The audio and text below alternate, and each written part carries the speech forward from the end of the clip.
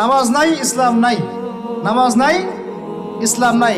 নামাজ না পড়ে 14 বার জানাজার নামাজ পড়ালেও সে ব্যক্তি জান্নাতে যেতে পারবে না। বেনামাজি ব্যক্তি হাদিসের পরিভাষা তাকে কাফের বলা হচ্ছে। কি বলা হচ্ছে? তাহলে এখন কি করব? তওবা করে ফিরে এসে কাজা আদায় করার চেষ্টা করবো ইনশাআল্লাহ। এখন থেকে যেন কোনো নামাজ কাজা না হয় এবং ছুটে না যায়। আল্লাহ পাক যেন সেভাবে নামাজ পড়ার তৌফিক দান করে। এবং নামাজ 4G 3G 5G হবে না, নামাজ ধীর স্থিরভাবে হবে। প্রত্যেকটা বিষয় উপলব্ধি করে সালাত আদায় করবো ইনশাআল্লাহ। আর নামাজের মধ্যে আমরা যা পড়ি এর অর্থগুলো বোঝার চেষ্টা করবো ইনশাআল্লাহ। ঠিক আছে ভাই?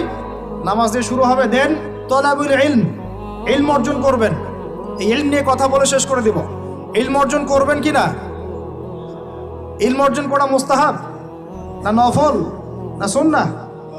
নবী সাল্লাল্লাহু আলাইহি ওয়াসাল্লাম বলেছেন তলাবুল ইলমি ফরিদাতুন আলা কুল্লি